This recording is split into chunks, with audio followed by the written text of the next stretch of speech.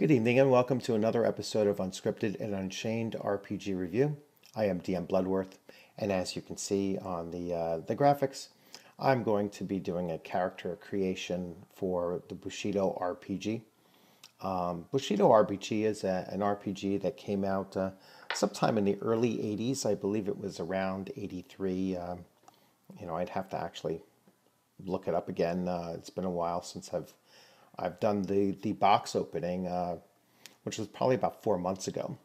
So it has taken me a while to get back to doing this. I know there was a request to do this back then, and I didn't quite have the equipment at the time to really do a character generation. My screen share was not at a high enough resolution to actually see everything that I was showing, and my camera for my documents that I do, I didn't have the current camera that I'm using now, and so it wouldn't have translated very well visually. So now that I have all of that in place, I felt more confident with doing this demonstration of character creation.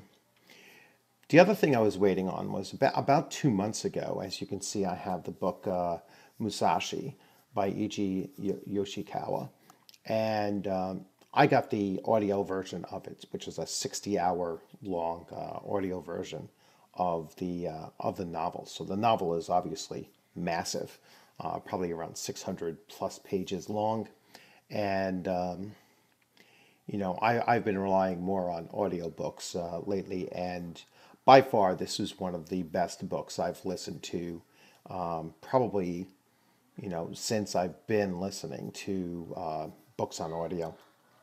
So 60 hours long is about 2 months of driving. Oh, excuse me. Sorry about that. Yeah, about 2 months of driving, to and from work. Probably about an hour and 20 minutes a day of listening to the novel. So awesome, awesome story. I highly recommend you either get the book or get the audio. It was just incredible, epic as far as any story, any novel that I've listened to or read. So continuing on back to the actual character creation. So I'm going to be flipping back and forth between the PDF to show you the actual rules. I am going to do this as kind of a character creation light, in that I'm going to show you, the about 80% of the actual creation of the character. So absolutely the attributes and the class selection. Oh, excuse me. I don't know where the sneeze is coming from. But then I'm going to move on to some of the secondary attributes, such as, base damage and such, encumbrance and his own and his key, and some of the other side abilities. I don't know what I'm sneezing from. All right, but anyway, let me continue. Uh, so I'm not going to fully fill out the selecting all of his different skills and equipping him and such, but I will certainly show a bulk of the basics of character creation. So let me get right to that, and we're going to switch views to, we're going to switch to this view here. So here we have the rule book. All right, the rule book comes in two parts. The first part being the rules, and then the second part is the lands of Nippon, and so it's kind of the setting booklet. So I've highlighted some key areas for us to take a look at, and I might have done this in the other video, the previous video, where I just showed some of the actual rules of the thing, but I didn't create a character. So today I'm going to create a character. So the attribute scores.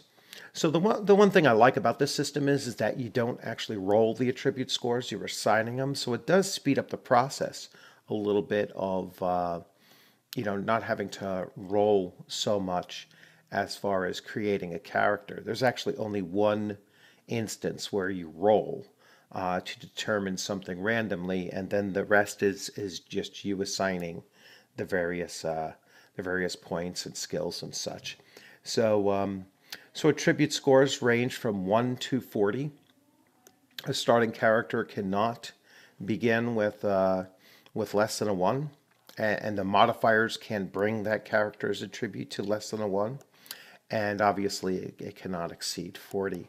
And you'd be kind of hard pressed. I guess you could start with a 40, but you'd seriously deplete your other attributes. So in determining the player character's initial scores, attributes you receive 60 points to spend amongst your 6 attributes. Now, the game uses terminology as the classic man and the average man. The average man is a character that has those 60 points distributed equally amongst the 6 attributes areas. So the average man has a 10 in all of his or her attributes. A classic man is an average man with the class attributes modifiers attached to it. So if you kept the 10s across the board without modifying, because you can adjust those at character creation, and then add the class modifiers, then you would end up with the classic man. Now, if you modify those first 60 points and place them slightly differently, you're going to have a character that is a little bit more unique than the cookie cutter classic man. All right, so that's all dealt with right in here.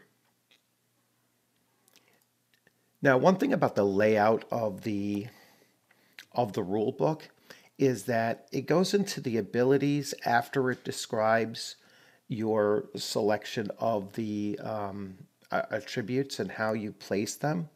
And so it kind of disconnects between creating your character, and it goes into these abilities, and these are all secondary abilities based on your initial attributes, but you don't get to this part of actually doing it until you select your character class or your profession. So I'm going to return back to these ability parts, and I'm going to go to where they have, and here again, the defense abilities and your base movement. These are all secondary that are based on your attributes. So they really should put this in slightly different order, in my opinion. I mean, it goes into initial skills, what you would start out in your initial skills and the descriptions. But yeah, actually, I have to come all the way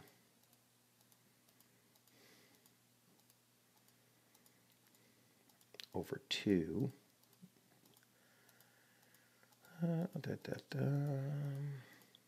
here we go.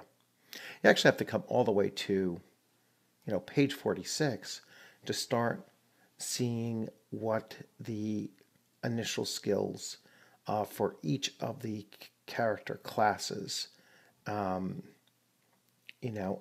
then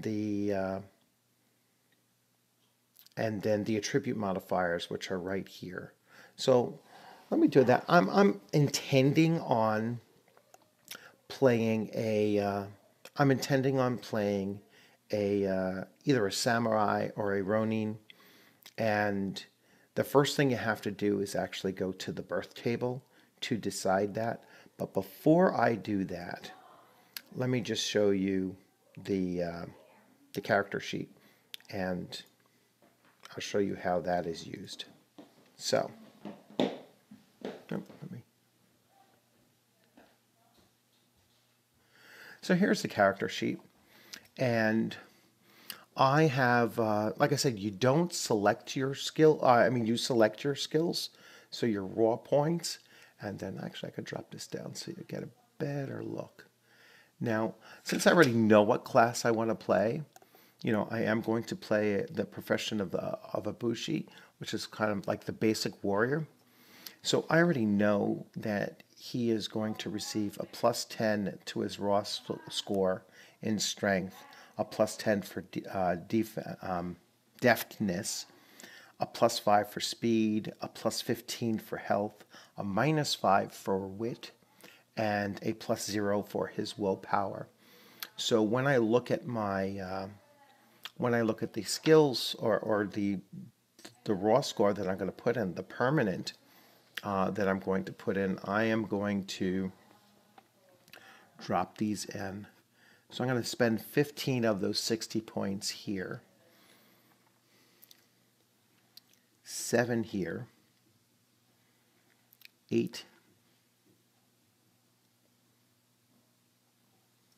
8, 12, and 10. So this combination becomes my permanent scores. So my permanent score in strength will be a 25, all right, which is actually quite exceptional if you consider the average man has a 10. And so in comparison to the average, person, non-adventuring, non-warrior, non-whatever type of player character, my character is going to have 2.5 times the strength of the average man. He is going to end up with a 17 in deftness, a 13 in speed, a 24 in health.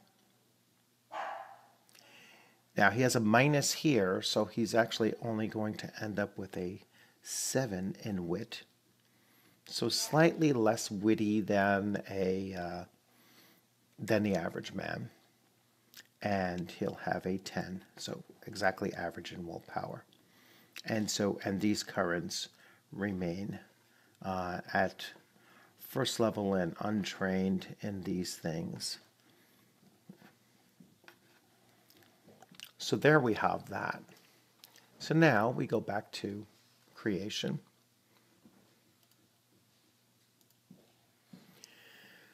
So now the birth table.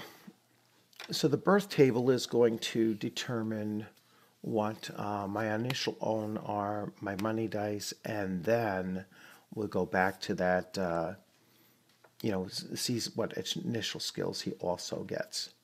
So I'm going to roll this. And I'll let you keep me honest here. So I rolled a 45. So a 45 on this chart is a Ronin.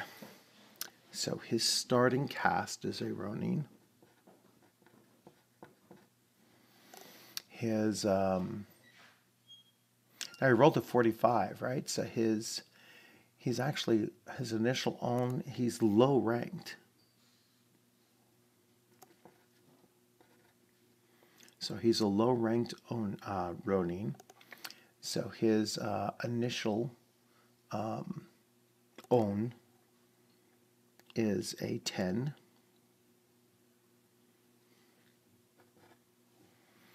And his money dice, which is quite low actually. So he's actually pretty poor. His money dice is right under this money dice is just a one die. So, well, he certainly got what I was hoping for as far as his, as far as his class was concerned, but his rank was quite low. So his initial skills, as you can see, are going to be here. So these will be his initial skills. And he chooses So under all samurai, pick up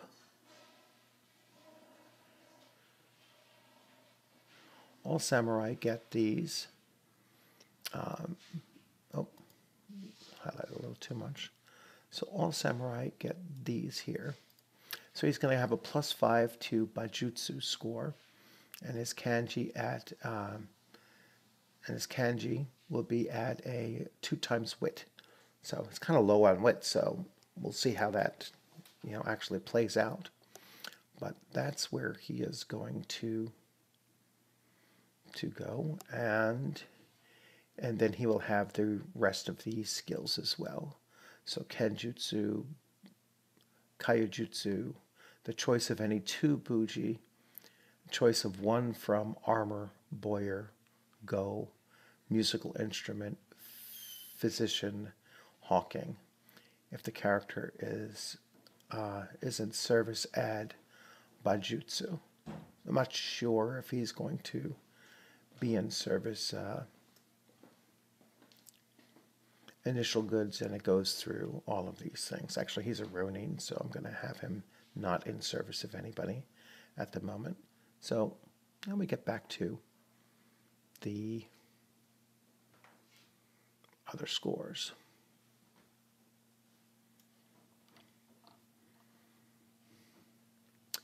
So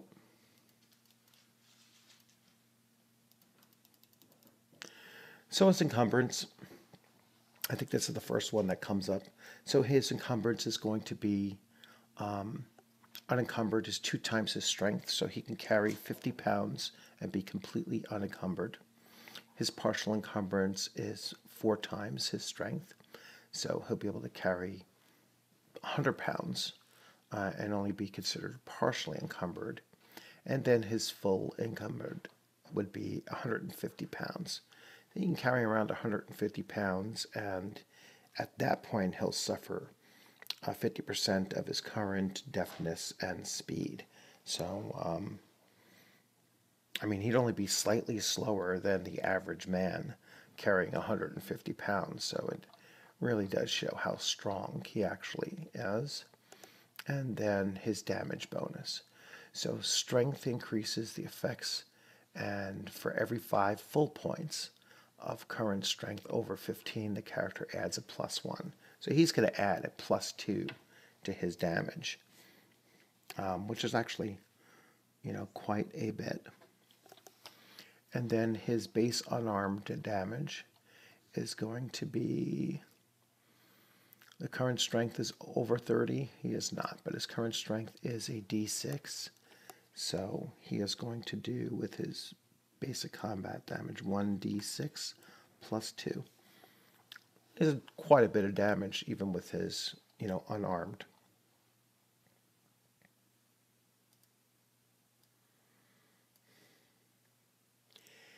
Now we go to his basic action phase, and his deafness divided by 2, rounded down. It's right here. I should have highlighted that. So right there. So his deafness is a 17. So really a 16 divided by 2. So his actions are going to be an 8.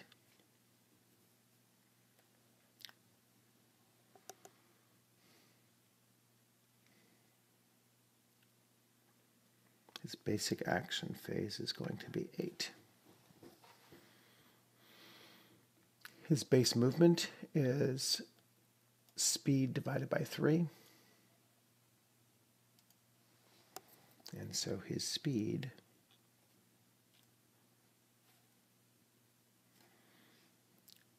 I'm actually looking at the character sheet here. And his speed. Base movement allowance. I guess that's his base movement allowance, yeah. So it's going to be, he has a 13 divided by 3, that's a 12, so his base movement allowance is going to be 4.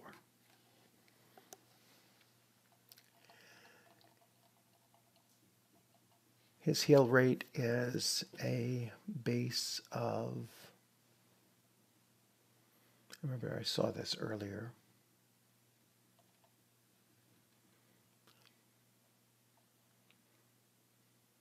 It's equal to his permanent health divided by 5.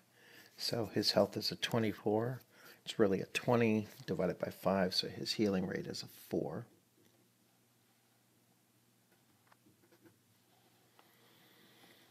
I could write his 24 hit points there.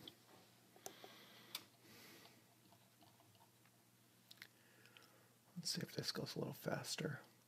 His learning rate is learn, determine, taking the average of his permanent will, wit, and his will score. So his wit and his will, the average of the two.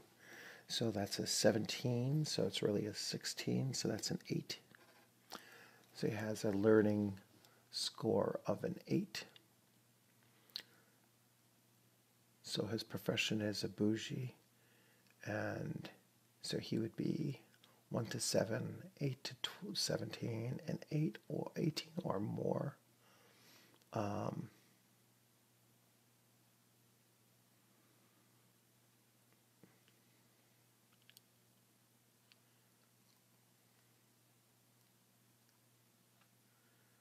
Learning rate is 2.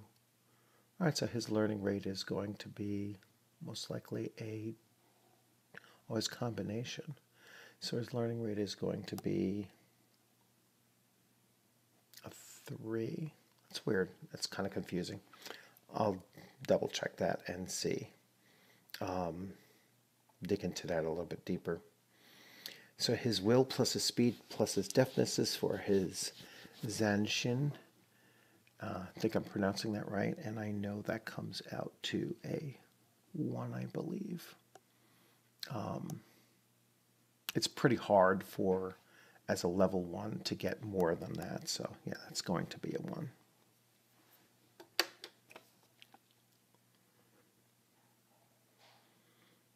So let me show you this character sheet, how it's shaping up. So you start to see that the, here's his attributes as I showed you before. His own is a 10. His level is 1. I haven't dealt with any of his campaign entry dates or his group positions or social status just yet. Nor have I dealt with his key or his powers, under his key powers yet. Like I said, I'm just doing the very, very basics here. Over here we have his unarmed, combat damage. Let's wait for it to catch up. So a d6 plus 2. His damage modifier is a plus 2. His base actions phase is 8. His Unchained is a 1. His base movement allowance is a 4. His learning rate, I'm not quite sure I have that correct, so I'm going to double check that. And his just 1 die for his initial roll for his wealth, his coin. Like I said, 24 hit points, 4 healing rate, and the rest of the character sheet you could see, I'll place his weapons and his other equipment here. His professional roles, let's see if we do this now. His professional roles, his I guess it's pronounced Bugay or Bujay, or his Bujay. These are like class skills. The score and then the raw BCS. All right, so that's his base. Not sure, I forget what that acronym is for, or initials are for. Any arts that he has learned along the way. And then his basic capabilities, which I'll tilt this over here, and hopefully you could see this here. So we have brawling, climbing, leaping, magic, swimming, and gimmickry. That's mostly for ninja class. So I just lost my, and there we go. So as you can see, it's a fairly simple system. I only made 1 roll in order to to do the character creation.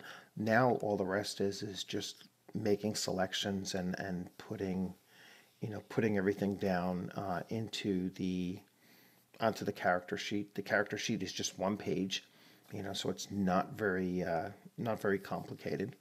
And although there's a slightly different character sheet for magic users, whether it be mystics or shamans or whatever they're whatever they're actually called, but for the most part, it's a fairly simple system to do character creation.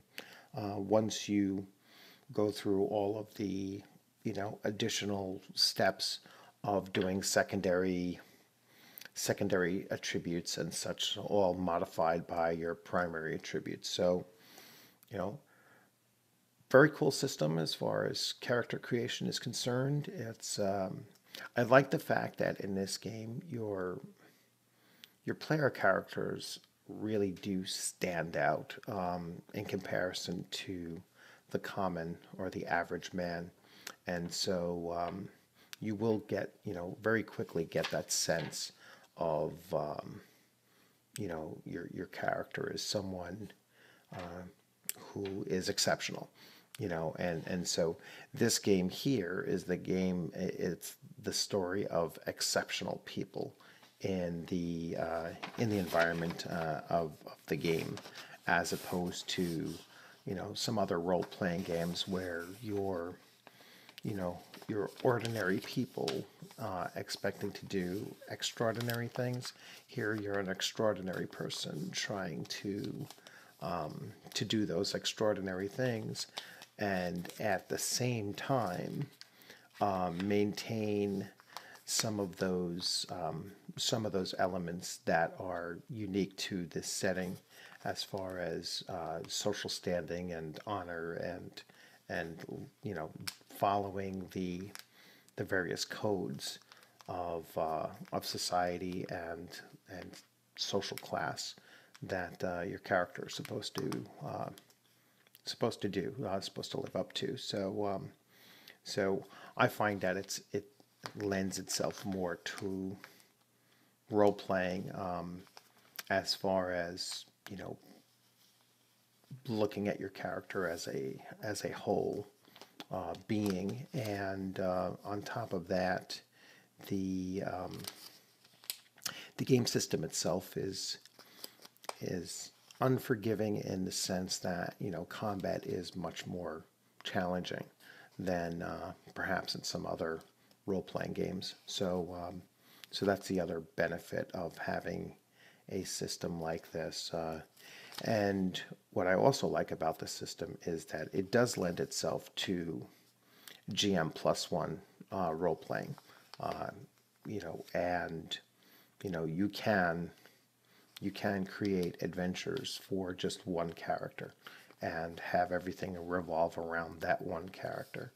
And so that's something that I've been playing around with several different systems right now, and Bushido does actually play well under those circumstances. So thank you for joining, and hope you enjoyed this video. It's the end of another weekend, so we're looking forward to next weekend as quickly as possible. So I look forward to seeing you on a gaming screen sometime very soon. You'll have a good weekend and upcoming week.